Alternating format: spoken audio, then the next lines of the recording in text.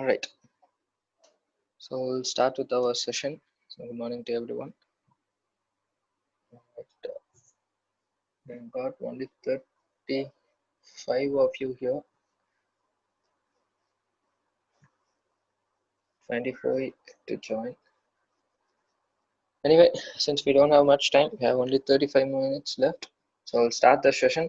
As usual, by the end of the session, we will have a small quiz. I'll share the link in your Google Classroom ID.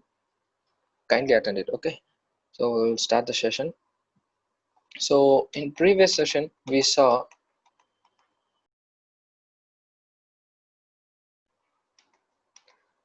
in previous session we saw this, right? So the human components, right? So in human components we saw three things. One is receptor, receptors, then processors, then effectors or responders, right? So this three we saw, which is like input, yeah, processing stage, and then output stage, right? So as a human, we take in input through our senses and we manipulate with our brain and produce an output through our effectors, that is movement of our hand or whatever it is, right? So then we saw different things, like we already know what sensing part is and output part is. So we started focusing on processing part, right? In processing part we saw three functions. One is perception, second one is cognition, and the third one is movement control. So perception is how the humans see a thing, right? To do perception, or while perception is being done, two factors influence it. One is our neurological factor, the other one is psychological factor. Neural factor is the nerve system, and psychological factor is our previous memory, right? Okay, next is cognition. So cognition is the process of knowing or acquiring knowledge and understanding through thoughts as well as through senses. It's like acquiring knowledge, right? So to do that, as a result of this, only we will have good problem solving capability, decision making capability, and language formation, all those things.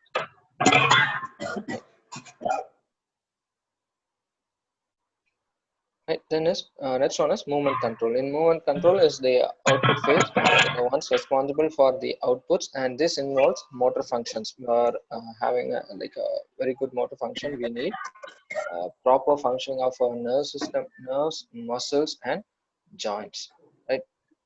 Okay. So this one all we have already saw in our previous class. So we also saw that if these three things fail, then we call that as a disability. So keep in mind these three things, they come under central processing. Okay, like brain.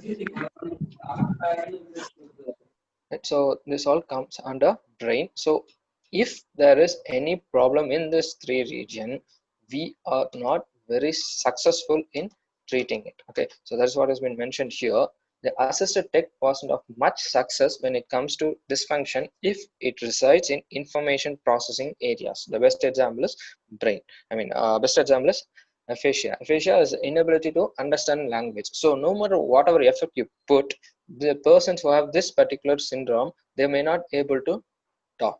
Okay, we cannot create aid, though we could create aid, we cannot be much success in addressing this patients. But if the patient has some problem in the input end, we can obviously help them. That is where the sensors come in. That is what best example would be hearing aid, right? So hearing aid, the people with hearing inability, what happens is he cannot able to hear, so the outer part of the ear cannot able to perceive the information. So in that case we create a hearing aid. There are cases where the nerve system, tympanic nerve, you would have heard tympanic nerve, the tympanic nerve system, what happens is that it gets damaged. So as a result of that, the information, the sound that a person perceive will not reach the brain. There will be some problem in that particular nerve system. So for that cases, it is not that easy to produce an assistive technology. There are technologies, but it is not of much success, right? So for input and output end, we can do a good amount of devices with high success rate, whereas if it comes to information processing areas, then it is not of much success, right? So that is what is mean put. So for those patients, they have to get accustomed to the environment, right? So that is what is put in this particular slide. Psychosocial adjustment. This is not psychological. Read the slide carefully. This is psychosocial adjustment. Okay, psycho is your mind, right? Psycho is something related to mind. Social is the environment. So how your mind gets affected or influenced by the environment. So for that, what are the adjustment that the disabled person will have to do? So there are a couple of things. The very important thing is that, okay, the biggest impact of this chronic disability of, first one is minority status, second one is socially devalued position, right? So this you can relate. If you read itself, you can understand minority status. You know what minority status is, right? So minority status is people, these people will not be given much importance, right? People with disability will not be given much status. So this will create some psychological effect, some kind of effect in his mind, right? So that has been put in the as first, minority status. Then second one is socially devalued position, right? So even though he has been considered, he will not be given a very good position in the society, right? So these are the two main things that a patient or a people with chronic disability will have to face, right? So this will definitely affect them. So there are two effects. One is direct effect, the second one is indirect effect. These are all self-explanatory. So direct effect is social isolation. So he cannot like participate in any event like other normal individuals could do, right? People with disability, because he cannot walk on his own, he cannot do certain type tasks on his own, right? So we'll come to that on the next slide. So direct effect is social isolation. So he himself has to be isolated from that particular crowd. So indirect effect is economical setback. Economical setback, can you give me an example for economical setback? What do you think economical setback is? Economical setback.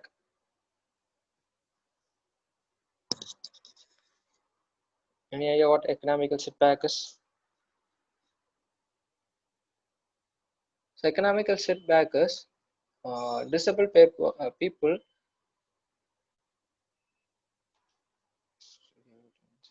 affected financially. Yes, exactly.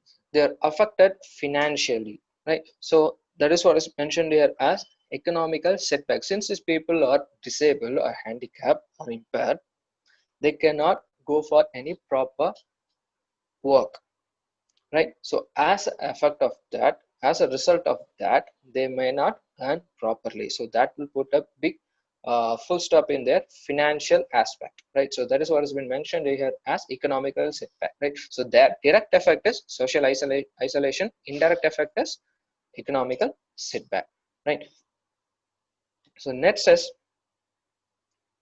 three main psychological effects, right? So see, this was about psychosocial adjustment, right? So now we are stepping into psychological effects, right? So three things that has been put in the slide. As I told earlier, first one is very low self-esteem. People with disability will have very low self-esteem, because they will feel inferior. They'll think that they cannot able to do work. They think they are like some kind of a burden to other people. So they will always have this low self-esteem, right? Then second effect is tendency to be too dependent, right? So they feel like they are too dependent on someone else, right? That feeling. The third one is passivity. Passivity is like not showing much interest, right? So these are the three main psychological effect in a patient or in a disabled patient. Okay, so first one is low self-esteem, the second one is tendency to be too dependent, and the third one is passivity, right? So these are all important aspects you'll have to learn. See, I'm only giving you the subtopics. You'll have to go through this little more deep. Okay, so anyway, I have put a textbook in our site. You can download it and go through it. Okay, all are very simple and self-explanatory. All you have to do is you have to read it just like a story, right? But you'll have to remember all those 3 points: low self-esteem, tendency to be too dependent, and passivity, right? So next is very important: 5 phases an individual will have to go through when he uh, gets through a traumatic injury, right? Or he has been given a disabled status, right? So there are 5 phases. You can relate this 5 phases to so many other cases, like for an accident or losing. Let's say there is an individual who met with an accident and he loses a leg. So that particular individual, he will go through this 5 phases. So the phases are,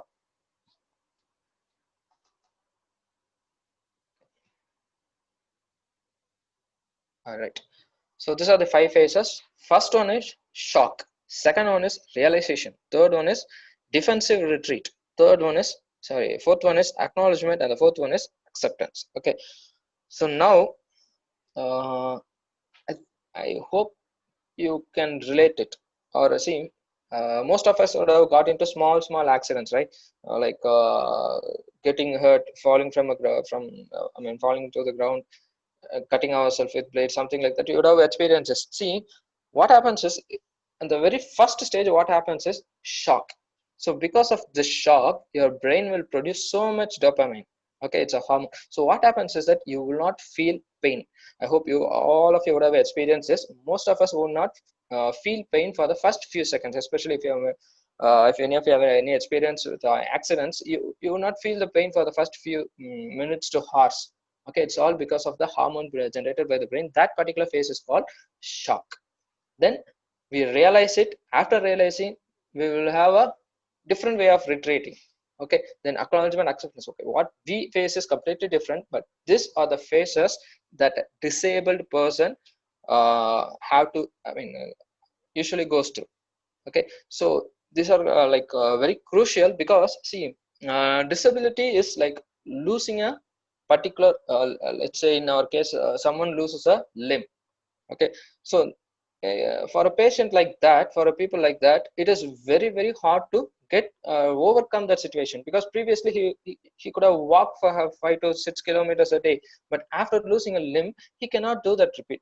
He cannot do it like he used to do, right? So this phases will play a very vital role in there, while giving them rehabilitation. Okay, so these are all very necessary for us rehabilitation engineers, because we have to understand at which stage the particular patient is, or at which stage that particular disabled person is, so that we can treat them effectively. So these are the 5 stages. First one is shock, then realization, then defensive retreat, then acknowledgement and acceptance, right? So we'll go to each and every one, every phase individually. First one is shock. Okay, so as I told earlier, shock is the initial stage, right? So in this stage, what happens is, the person will not be aware of what is happening.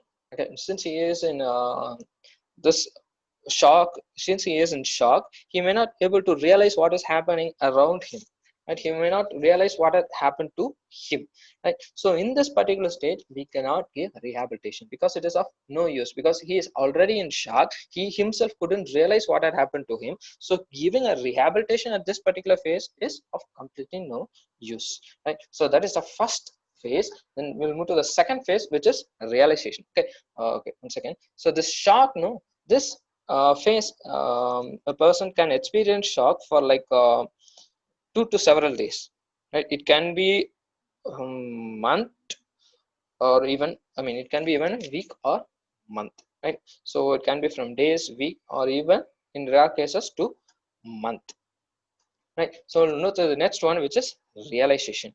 Okay, so this realization, it again will take from several weeks to months, right? So what happens during realization? Let's say, let's take the same example. The person who met with an accident, he lost his limb. Okay, so what will, after coming out of shock, he will have this anxiety, right? He will have fear, he will have panic, he will have, he will feel very depressed, he will feel anger, right? So because of this state, what will happen is, whatever we say will not be of any use. That is why we have mentioned in the last line, intervention is of no use, or intervention is not effective, right? So this is the second phase. In second phase, he will start realizing what had happened to, right? He will realize, in our example, he realized that he has lost his limb. So what happens? He will have some kind of fear. He will panic, like, what am I going to do without a limb? He will be depressed, because he cannot do the work that he used to do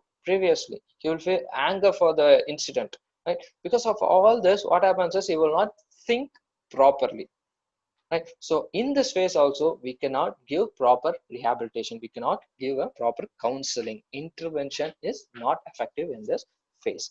So we'll move to the next. So this is defensive retreat. See, this is actually very crucial phase where all of us around him should be very aware. Around him, in sense, like everyone around that particular individual should be very aware of what is happening to him. This is a phase. What he will do is he will try to, like he will think that this is temporary and he will try to overcome it. Right? So work try to and will think that this is temporary and will try to not give importance, or will try to retreat in defensive ways, right? So this also, in this phase also, he will have fear and panic, and this is also the main phase where he could take many wrong decisions. Okay, defensive, that is why the name is given as defensive retreat. That is, he will try to deny what has happened to him.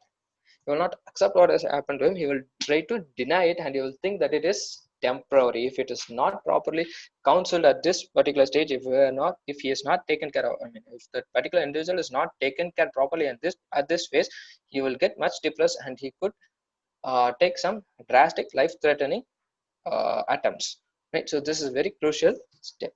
The next comes, once he crosses this defensive retreat, then comes the next stage, which is acknowledgement. This is the stage where he will understand what has happened to him. Right. So in this previous also, it is defensive retreat. In this, he will like, he know what has happened to him, but he has a mentality like he will not accept it. His mind cannot accept it. But once he is properly taken care of, then he will start to acknowledge what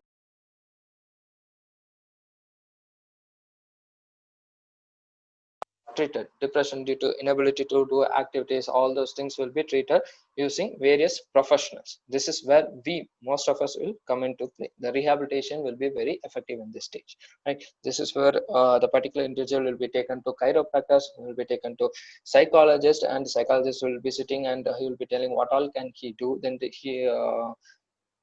we biomedical engineers come in, we can help you with this kind of instruments that are available in the market, or if needed, we will get you a customized equipment. So all those things will happen only in this phase. And then the final phase is acceptance. So this is when your rehabilitation uh, is like gets a little more effective. Right. So in the previous session, we would have given rehabilitation, we would have given counseling. The patient will be dealt with psychologist. So if it starts working, then the patient will go through this last phase, which is adaptation or acceptance. This is the last phase, and in this phase, the person will accept what has happened to him and will try to live with what he can able to do. Right. So he has some problem, but now after counseling and after knowing what all can be done further, he will accept it and he will start moving towards it. Right. So these are all the 5 phases. Hope you can understand it. These are all very simple. Again, I will give you the material. I want each and every one of you to go through it. It's self-explanatory. Okay, you can relate it and learn. 5 phases. First one is shock, then realization, then defensive retreat, acknowledgement, and acceptance. Right. So we'll move to the next topic. If you have, do you have any doubt? Do you have any doubts? Am I going too fast? If you have any doubt, you can ask. Okay. Right. So if there is no other response, then I will continue. Next one is principles of assistive technology. Right. Okay. Principles of assistive technology assessment. Right. Now, so far we saw different things like, okay, outside the class, guys, listen, our class starts exactly by 10 o'clock.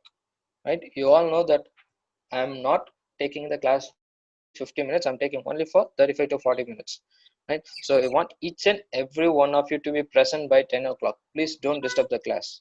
Don't send me text asking me to let you inside the classroom after the class starts. Okay, it's very disturbing. See, you now someone has not muted your audio.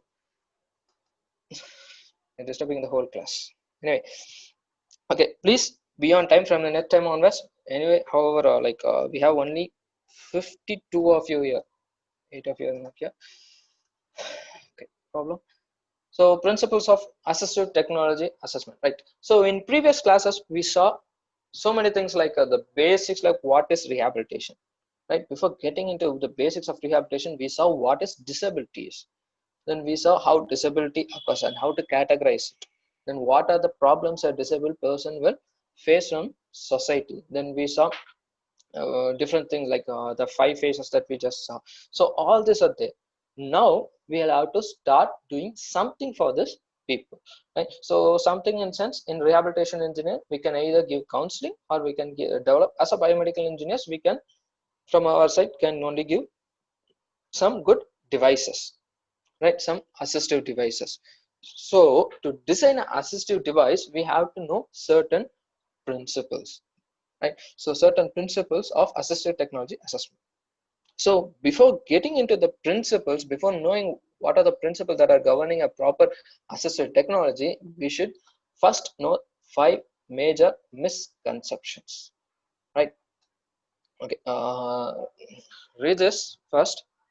Rehabilitation engineers not only need to know the physical principles that govern their designs, but they also must adhere to some key principles that govern the application or technology for people with disability. Okay, what they are saying here is we have so many technology, we have so many principles, right? That particular principles cannot be directly put on a patient. So that is why, see, if you see the slide properly, I'll try to highlight it. Okay, see, here also it says physical principles. Similarly, here also it says principles. But the difference is here it is principle that is governing their design, but here it is a principle that governs the applications. Okay, so we have so many technology, right? Let's say in wheelchair, as a simple classic example for rehabilitation engineering, a wheelchair, while manufacturing a wheelchair, say we're manufacturing an automated wheelchair, right? For automated wheelchair, we obviously need a motor to drive the wheels, right? Can we use the motors or can we use the engines that we use in bike in wheelchair? No, but the technology, I mean the engineering behind it is same, the principle is same, but the area of application is different. That is what has been mentioned here. The principle that is governing the design is different, and the principle that is governing the application of technology for people with disabilities different, right? So to understand that, we'll have to know a few principles as well as few misconceptions, right? So next we will try to learn misconceptions, right? We have only 8 more minutes, so I'll try to tell you what these misconceptions are. Then we will see the principles in our later sessions, right? Okay, so 5 misconception. Okay, can you all read this? 5 misconception. So misconception, hope you all know what misconception is. Misconception is understanding things in a wrong manner, or understanding without proper basics, not properly understanding. So we can give so many other definition, but misconception. So there are 5 misconceptions, as you can see from the slide. Solving all problems, same devices for all, not complicated and expensive, accurate and optimal, always here. So these are all the misconceptions. So I'll go into each and everything little detail, right? I'll try to stop the class by 31. We'll have our attendance, right? So the first misconception is assistive technology can solve all the problem.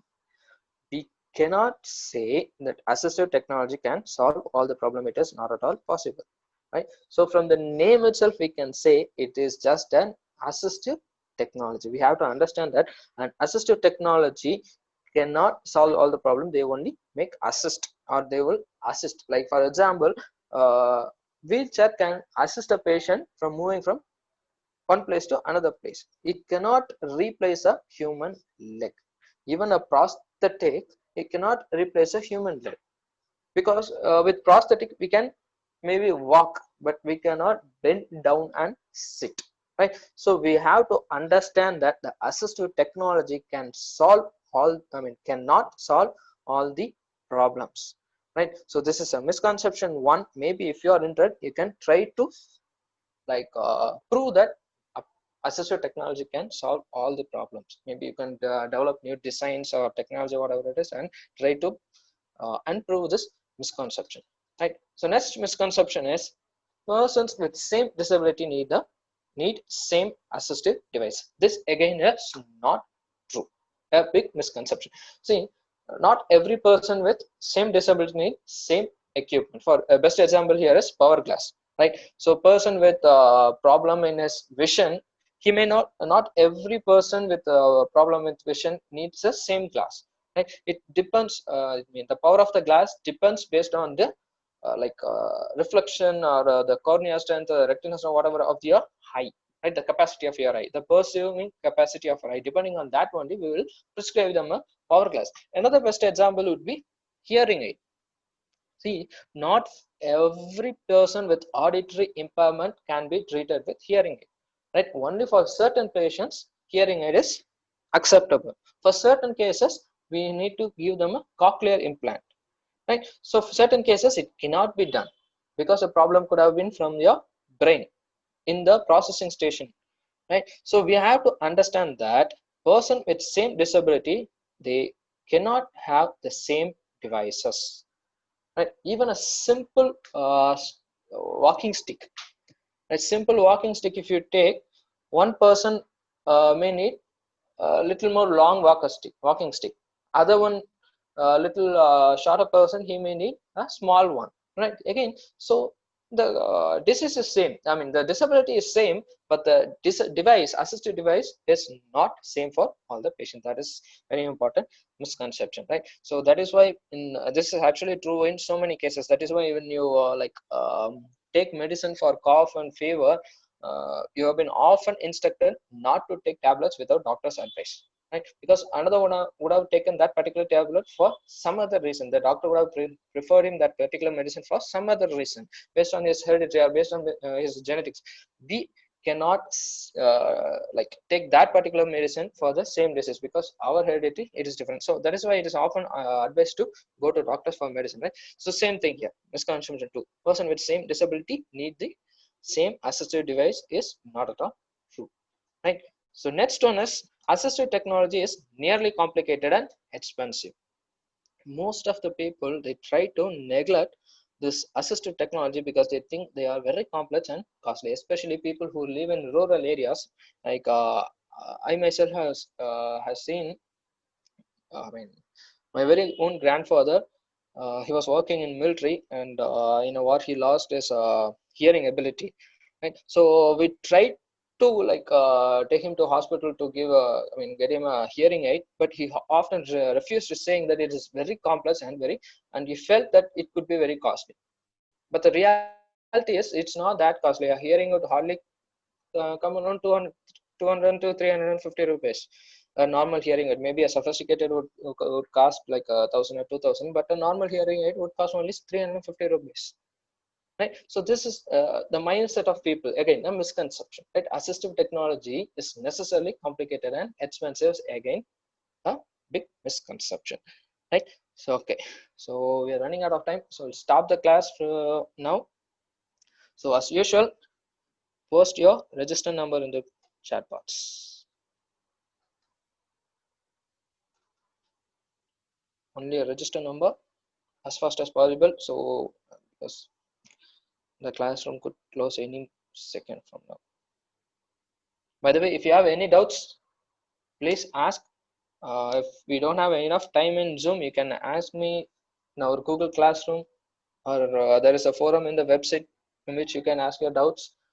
I'm trying to develop that website. So if you have any suggestion, I'm open to suggestion. You can also give me suggestion in that regard also.